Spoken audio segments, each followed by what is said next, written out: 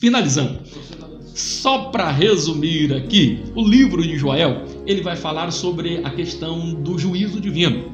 Eu já falei anteriormente, já dei um preâmbulo aqui do que falava os 3 livros que nós estaríamos estudando nessa unidade. Então aqui vai estar falando deste juízo divino. Vocês perceberam? E no capítulo 1 de Joel vai estar falando de uma invasão de gafanhotos. Alguns estudiosos aqui acreditam que o livro de Joel ele fora escrito no século 5 a.C. e outros defendem que foi no século 9 a.C. O nosso livro Ibade, ele vai inclusive dizer que foi no século 9. Se foi no século 9 aqui, então isso é mais importante ainda, o teor do cumprimento dessa profecia. Porque quando chegou em meado do século V, realmente a terra foi invadida, a terra de Israel, ela fora invadida ali por gafanhotos.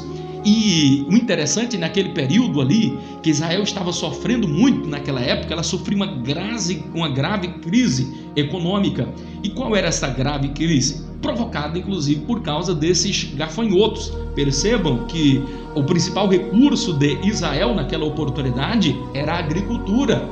Percebam que para haver oferta de manjares ali no templo, precisava da agricultura. As ofertas de manjares, a oferta de cereais. Então o culto estava sendo prejudicado por causa dessa grave crise, que os gafanhotos, tudo que era plantado, eles vinham e comiam. Quer ver uma outra crise? Já havia, Israel estava sofrendo há alguns anos com a crise de chuva. Não estava chovendo em Israel no século 5 a.C., o que torna ainda mais perfeita e incrível a profecia aqui de Joel.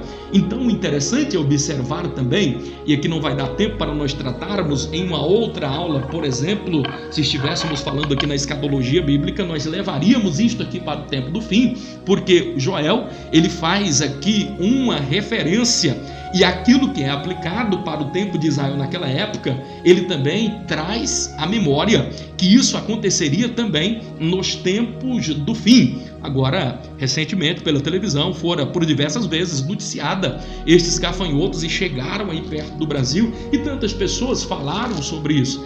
Precisaria, e eu qualquer dia desse em meu canal vou estar falando especificamente sobre esta invasão de gafanhotos aqui.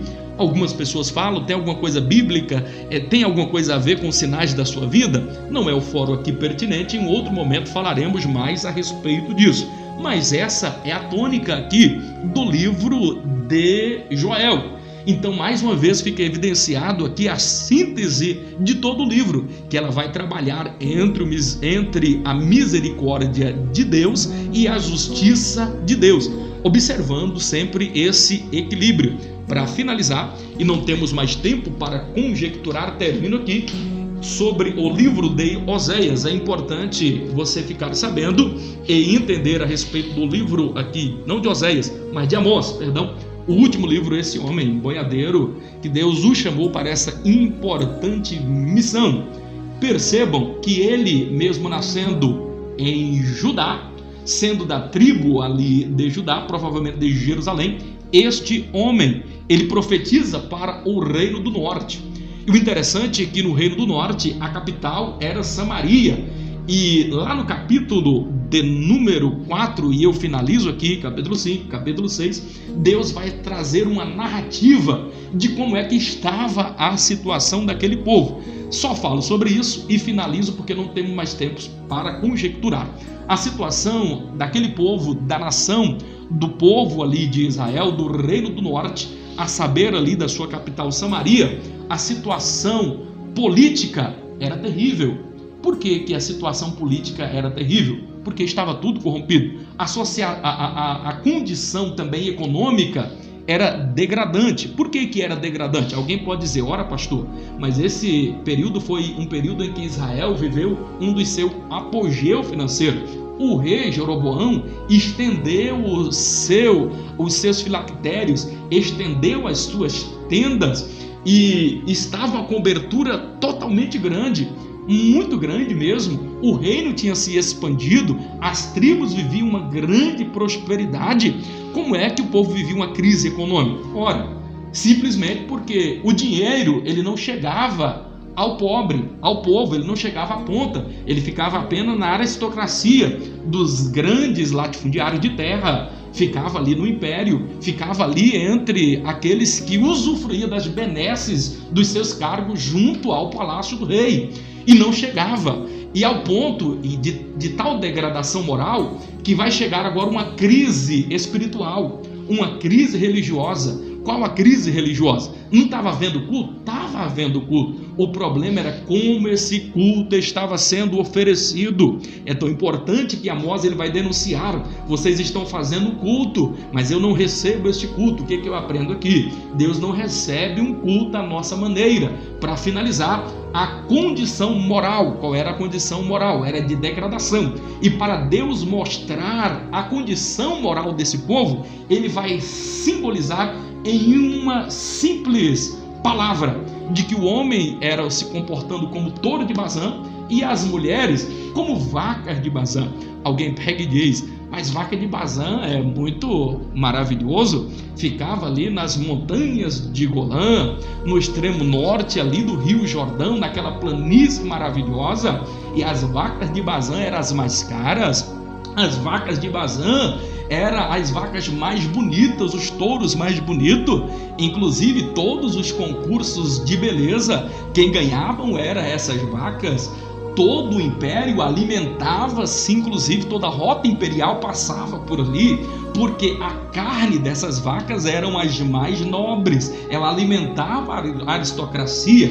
Então Deus, em vez de xingar, Deus está elogiando este povo? Não. Sabeis o que é que Deus estava querendo dizer assim? Olha, vaca de Bazã, touros de Bazã. Ele estava querendo dizer da seguinte forma: olha, vocês estão engordando com o pecado, vocês estão se embelezando, porque as mulheres viviam culto ao corpo naquela época, como que nos dias de hoje também. De homens parece que são metrosexual, que arruma o cabelo, que penteia o cabelo, homens que estão passando aí pó de arroz na cara, uma série de coisas, não é, irmão Paulo?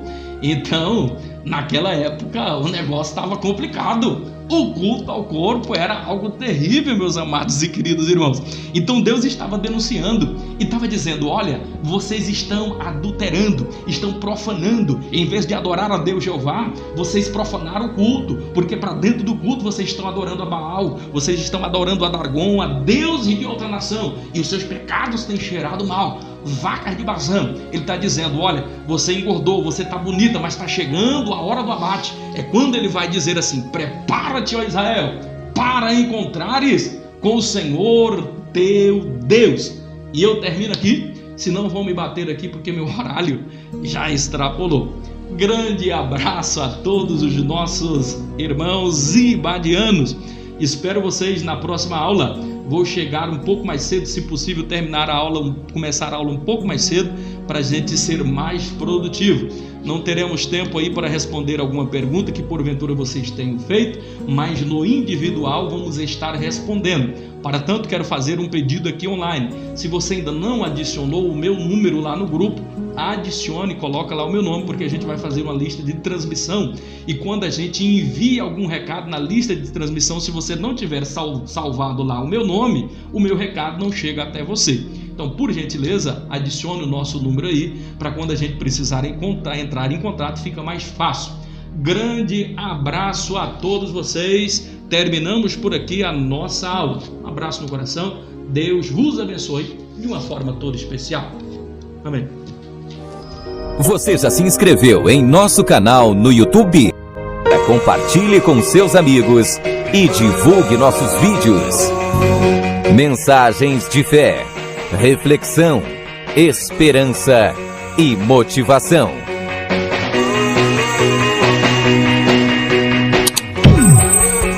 Inscreva-se agora em nosso canal e acompanhe nossos vídeos diariamente.